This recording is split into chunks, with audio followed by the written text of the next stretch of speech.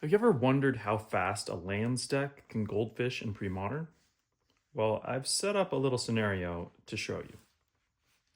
Turn 1, City of Brass. Pay 1, Exploration. Second land drop, Reflecting Pool. Pay 1, second Exploration, third land drop. That's it. Untap, turn 2 here. We're going to draw a card. Pay 3 for a Horn of Greed.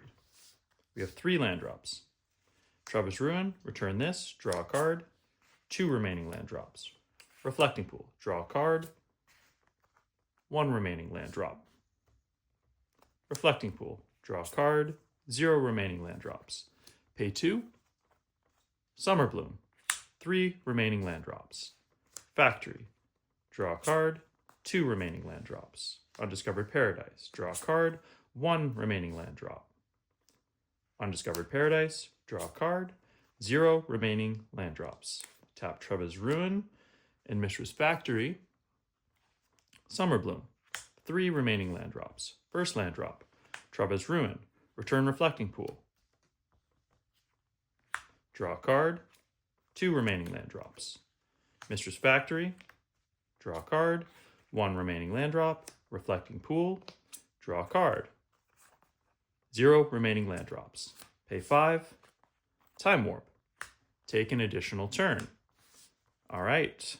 This is still, we're taking our 3rd turn, but this still really is a turn to goldfish. We haven't given our opponent a 2nd turn. Untap. Return the 2 Undiscovered Paradise. Draw a card. Now we're going to pay 3 for a Horn of Greed. We have 3 land drops. Reflecting Pool, draw 1, 2 cards. 2 land drops. Faerie Conclave, draw 1, 2 cards. 1 land drop. Faerie Conclave, draw 1, 2 cards. Pay 1. Exploration. Treetop Village, draw 1, 2 cards. Pay 1. Exploration. 1 more land drop.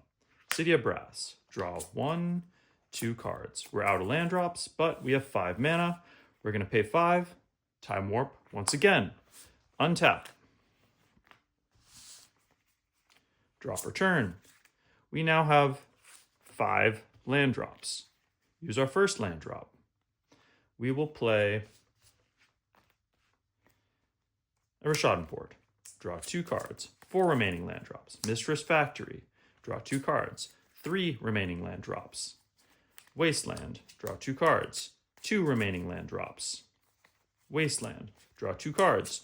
1 remaining land drop. Rishadan Port. Draw 2 cards. 0 remaining land drops. Then we're going to pay Reflecting Pool, Treva's Ruin, 3 colorless for another Time Warp. And we're going to pay 1, activate a Mishra's Factory. Pay 1, activate a Mishra's Factory. Pay 1, activate a Mishra's Factory. Pay 2, activate a Treetop Village. Pay 2, activate a Faerie Conclave. And we get to attack for 3, 4, 5, 6, 7, 8, 9, 10, 11. And what do you know? We have another turn lined up. We get to untap, draw for turn. Actually, I had to discard to hand size, but you get the idea here. Just run it back next turn. Activate all our man lands. We get to add another Faerie Conclave, draw some more cards if we want, and attack for lethal. So the answer to the question, how fast can a lands deck?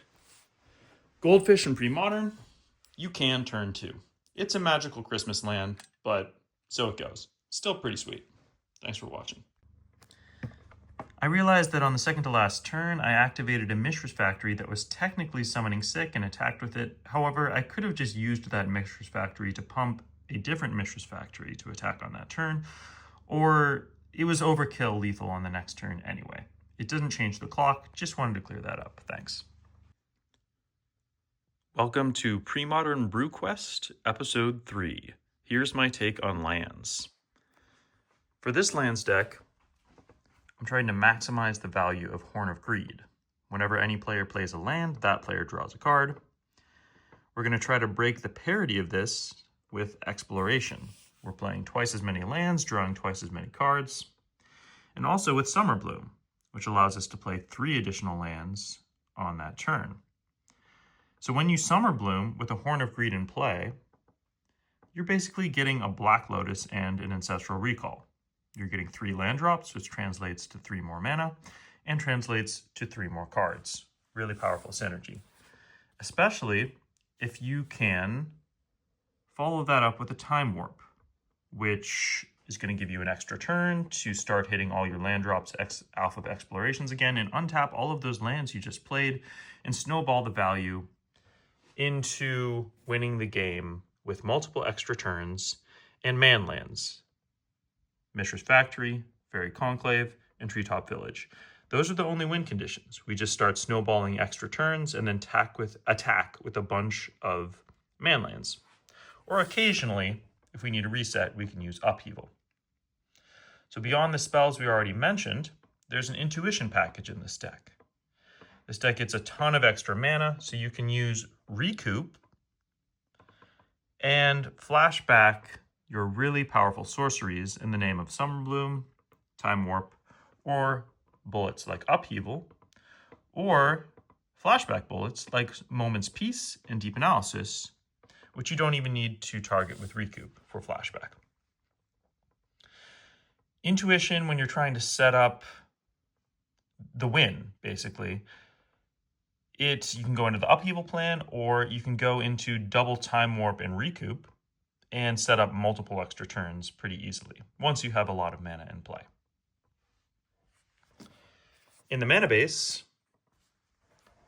we are a 5-color deck, being supported by City of Brass, Gemstone Mine, and Reflecting Pool, and additionally, Undiscovered Paradise, which works particularly well when you're making all kinds of extra land drops, because it's not as big of a drawback to have it returned to your hand, and it's actually sometimes an upside when you need to guarantee extra land drops for cards drawn off of Horn of Greed. Beyond this, we have utility lands in the form of Rishadan Port and Wasteland to disrupt our opponent's mana as we are getting ahead with exploration. And then this little utility package of Quicksands to, for instance, disrupt a Goblin Lackey draw from Goblins. And then we have Kor Haven to disrupt Dreadnought draws, or maybe bother a Psychotog from getting lethal for a key turn. And after that, we have the aforementioned manlands. And that's basically the whole deck. It's pretty simple. Main game plan is get Exploration in play, get Horn of Greed in play, and if you untap with those 2 cards in play, you can very often snowball into extra turns for the win. Now let's quickly look over the sideboard. We have 4 Duresses for hand disruption and interaction.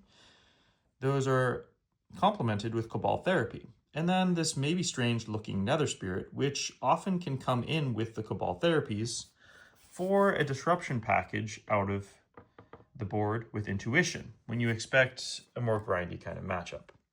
If you're trying to resolve a key spell, Horn of Greed or something like that, you can end of turn Intuition for 2 Cabal Therapies and another Spirit against a slow deck. There's nothing they can give you that isn't setting up an annoying multiple hand disruption sequence. If they give you a Cabal Therapy, you get to cast the Cabal Therapy, you get to bring back the Nether Spirit, which is the only creature in the deck, immediately flash it back, and then set up to do another Cabal Therapy on the following turn. So the play is for them to give you the Nether Spirit, in which case you can just cast Nether Spirit, immediately flash back a Cabal Therapy, and then be set up to return the Nether Spirit and flash back another Cabal Therapy on the following turn. This package of Intuition for Cabal Therapies and Nether Spirit, I think, has a place somewhere in the format. I don't think this is actually the best spot for it, but it's been a package I've been trying to fit into multiple different decks lately. Beyond that, we have a Wrath of God and Pyroclasm and a Volcanic Spray as packages with Intuition and Recoup for removal to bring in. And then we have the Ray of Revelations to pair with Intuition as well, and Hull Breach. so that we can remove problematic permanents, artifacts, and enchantments. The Ray of Revelation works particularly well with Intuition, and the Hull Breach can be set up by Recoup as well. Then we have 2 additional Kor Havens, so we can go up to 4 of them post-board. When we expect matchups like Dreadnought, where they have tons of counterspells, to potentially take a little while. If we can't go off right away, at least we can guarantee that we have annoying lands that they can't kill us right away as we're trying to set up. All right, there's the deck. So I played a playtest match against Reanimator, and it didn't go great. I won 1 game where I had Exploration in my opener and was able to combo off, and the Exploration allowed the deck enough velocity to compete with the speed of Reanimator. But if I didn't have an Exploration in the opener, the deck felt way behind against Reanimator. So my takeaway from the previous list, as you can see, I've made some changes here. My takeaway from the previous list was that I was walking the middle road too much between combo and prison, where I think lands can be built as a combo deck and it can be built as a prison deck. But if you walk the middle, you're not doing either thing particularly well. So the major changes are incorporating Enlightened Tutor as a 4 of and Burning Wish. So a bunch of tutors, basically. Enlightened Tutor as a 4 of is, it's weak unless you're really doing something broken, because you're 2 for 1ing yourself each time you're casting an Enlightened Tutor, put a card on top of your deck. But combining Exploration and Horn of Greed is so powerful that you're going to recoup that card disadvantage fairly quickly if you're comboing off. So the philosophy of this build now is to just make this board state happen as consistently as possible. That's the broken thing you're doing as a combo deck, so we're going all in, making sure that more of our hands can set up an Enlightened Tutor, can set up an Exploration and a Horn of Greed, sometimes with Enlightened Tutor. From there, the Burning Wish package now, we're cutting down to 3 Time Warp and 3 Summer Bloom in the main, which, if you don't have Horn of Greed going, or you don't have your key, these cards, Exploration and Horn of Greed going, then both of these become much weaker. So it's okay having 1 of each cut to the sideboard so that you don't draw them early when you can't combo off, and it allows you to have more copies of them when you do have the mana and you're going crazy, to allow yourself to Burning Wish for them out of the sideboard. And the Burning Wishes, when you're not comboing off, they'll give you more utility to be able to grab removal spells or to clear the way and give you options, basically. Along with the Enlightened Tutors, we also gain some bullets out of the sideboard. Humility plays good defense. Aura of Silence can help us in combo matchups or Enchantress. Sphere of Resistance as well. Basically just some bullets to be able to play defense off of our Enlightened Tutors in the post-board games. Sacred Ground, so that we don't get Armageddoned as a 1-of to grab off Enlightened Tutors. And same with Defense Grid. For decks with a bunch of counterspells, we can try to sneak a Defense Grid into play early, which will allow us to combo off. I went down 2 lands in the main deck, but while doing that, I went up 2 more of the lair lands so that our land drops are a similar count in the deck. I really want to make sure that when we are doing the thing with all of our extra land drops and Horn of Greed, we never get caught in a situation where we have a Summer Bloom and a Horn of Greed, but we don't have enough lands to play. So with that, here is the updated angle I would go and test next with Summer Bloom. The full combo angle. I'm still quite interested in exploring a full prison angle as well, but yeah, there's only so much time in the day.